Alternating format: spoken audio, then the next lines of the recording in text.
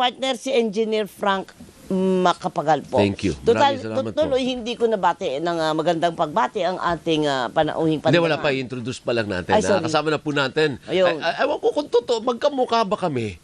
Palagi Oo. ako niloloko na, kamukha mo si, siyempre masikat ito partner, ha? Hindi Kamukha pareho mo lang si, kayo. si Senator Benigno. Paulo Benigno Bamakino IV. Oo. Kasama na po natin sa studio. Good morning. Okay lang ba, Good Senator, na morning. magkamukha tayo? Lamang ka ng 3 paligo, Alvin. Pero mas matanda, noong year I'm ka? 49. So, Ay, hindi, 52 ako. Mas matanda Konti ako. lang. 74 ako eh. Alam so, mo, ikaw partner, 76. 77. 77. Wag mo lang ibukang bunganga mo. Talaga magkamukha na kayo.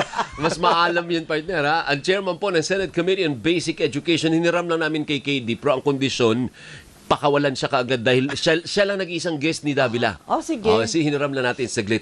Ano ang insights mo? Anong masasabi mo sa nangyari sa Zamboanga? It's so sad. Ano grabe. Ano bang pwedeng policy? No, Alvin Doris, no. So kahapon nagbigay tayo ng privilege speech tungkol sa gagawin ng Committee on Education for the next year. Yeah. Kasi nag-isang taon na kami. Okay. Nagbigay kami ng accomplishment report tsaka ano yung pwedeng asahan sa susunod na taon. At yung isang priority natin, yung pagpasa ng School Safety Act. Yan. No?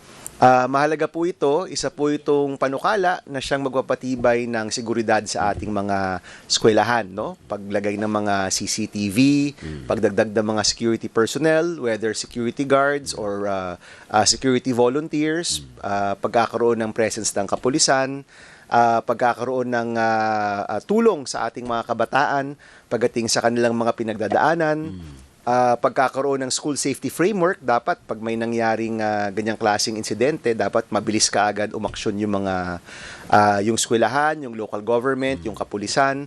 Alam dapat ng mga magulang kung ano yung mangyayari. I remember sa Tacloban nung bumisita kami sa mga batang nabaril, no?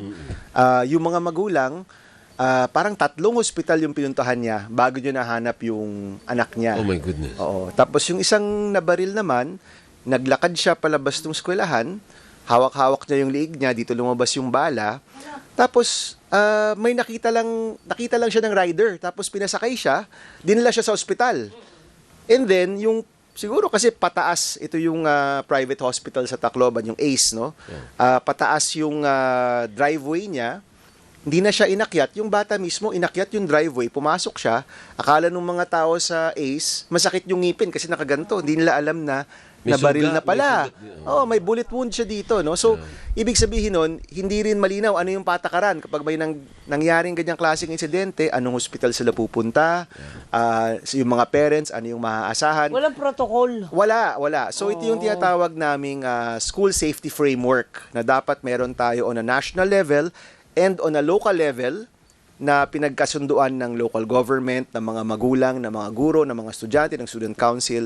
Alam dapat yung gagawin, no? So, may prevention aspect, yung security personnel at yung pagkakaroon ng mga CCTV, tsaka kung kinakailangan, mga metal detector, yung response, no? Siyempre, kapag nangyari na, ano yung mga dapat gawin, ano yung drills na dapat gawin, and of course, yung support pagkatapos, no? Kung mangyari na nga to, anong gagawin natin na tulong sa mga estudyante na nandoon, pati yung mga teacher, no? Natutrauma rin sila, no? So, nakakabahala kasi ito yung pangalawang insidente in 2 months, no?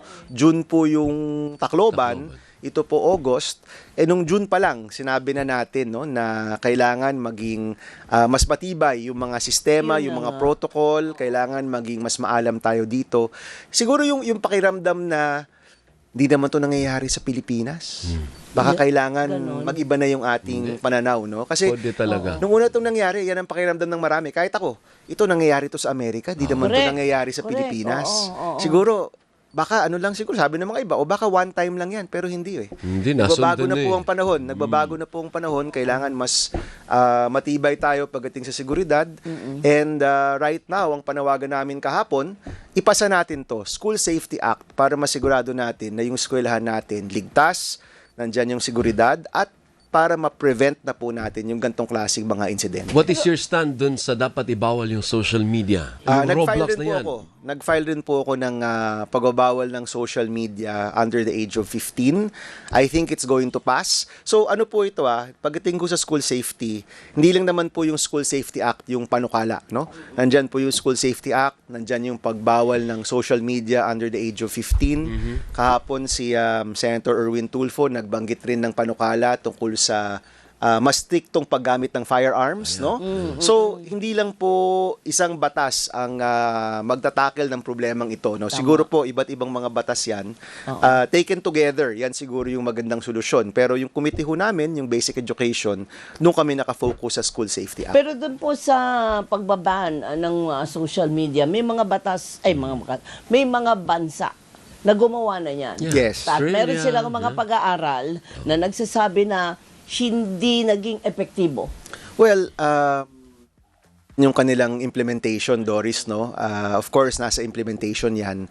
Pero siguro, yung pagbawal nito, at least nire-recognize natin yung mga pag-aaral din na Correct. nagsasabi na Oo. yung social media na walang na hindi regulated or yung open lang talaga sa mga minors ay hindi rin nakakabuti sa kanila. No? So, in the same way, in the same way, may mga sine pang matanda, may Correct. mga bagay na pang matanda, yung pagboto, kailangan 18 years old ka, Yeah. baka ganun din siguro yung social media. Siguro may mga age restrictions na rin tayo dyan, no? So, mukhang dito rin papunta yung mundo. Palagay ko dito na tayo pumunta. No, I think it's hindi siya knee-jerk reaction. Hindi lang naman, of course, naging mas mainit ito pagkatapos ng Tacloban incident, no? Pero napag-uusapan na rin yung pagban ng social media even before the Tacloban incident, no? So, ako pabor po ako dito. At maganda sigurong maisip rin ano yung magandang implementation, no? Kadikit po ng pagban ng social media under the age of 15. Tsaka hindi kayo na-disturb yung bata, honor student, top of his class. Kaya Mabait naman, maayos naman. And Walang yet, problema Paano Walang- ano ba, nag-snap ba? Or Ay. nadiktahan siya ng groomer? Or Hindi ko talaga Grabe. alam, Alvin, no? And mahirap rin mag-speculate Yeah, kasi Walang makakaalam marami ring balitang umiikot na hindi rin naman verified, no? So, mas maganda siguro na bigay na muna natin yung oras para sa investigation. I will be in Zamboanga tomorrow, no? Kakausapin ko pupunta rin na yung family. Well, we'll visit the wake. I hope the family will be there. Pati yung Ateneo de Zamboanga pupuntahan rin din natin, no? So, Opo. maybe I can find out more tomorrow bago tayo magsabi ng mga bagay na baka hindi naman nakabase sa facts. Tama No? So, we'll be there tomorrow. Hopefully, makatulong rin yon dito sa pagbubuo ng School Safety Act. Okay. Pero yung School Safety Act, hindi po ba dapat ay noon pang 30 taon nakaraan na ginawa? Dahil naging paulit-ulit na nga at parang kumbaga walang naging gate against this. Oo, tapos yung iba, aminado naman tayong lahat walang guidance counselors. Bakit kamo? Walang pera pang-hire ng mga guidance Ano yan, counselors. Doris, meron na tayong pera para sa Meron na. guidance counselors. Oo. In fact, there will be Irene. 10,000 hired guidance associate. No? Ayun, guidance associate. So, mas one step or two steps down yung qualification nila, pero kaya pa nilang gampanan yung kinakailangan trabaho. And this year, may commitment yung DepEd na mag-hire ng Ay, mga mabuti guidance naman. associates. What no? So, about hopefully, security guards? yan ang lalamanin ng School Safety Act, no? Kung dapat meron tayong ratio ng mga estudyante at mga security guard, pero pinalawak po namin yung definition, no? Kasi yung security guard, may strict definition yan at baka hindi kaya ng pondo ng mga eskwelahan. So meron pong security guard, merong mga yung kapulisan, of course, security guard, and then security volunteers. Ayun. Baka pwede yung PTA, no? Yung mga magulang mag-volunteer na magtao or even yung tanod, no? Baka pwedeng papasukin sa mga eskwelahan. So yun naman po yung laman ng School Safety Act, and we hope for your support at suporta po ng publiko at mga kasama ko para mapasa po natin to. Ay, Sen, tama sinusundo na po Opo, kayo. opo. Gusto man namin. Thank you very much. Thank by you. the way, ang galing na pumayat, partner. Oo nga. Anong ginawa mo? Idol kita Idol Hindi, kita. magtatama nga ako. Thank you. Thank Maraming you. salamat. Salamat. Good luck, Sen, maraming salamat. Thank you po. Gusto pa sana namin yung politics. Wala na Good ng luck time. at Go. ingat, Thank ingat, you. ha. Maraming salamat. Bye-bye. Si Senator Paulo Benigno Bam Aquino IV, the chairman po ng AKA Bam. Hindi. Ano? Alvin El Chico. Pogi naman yun. Si Attorney Tranquil Salvador III. Nasaan? Oh, nasa Zoom partner. Okay. Isang defense lawyer at managing partner ng Tranquil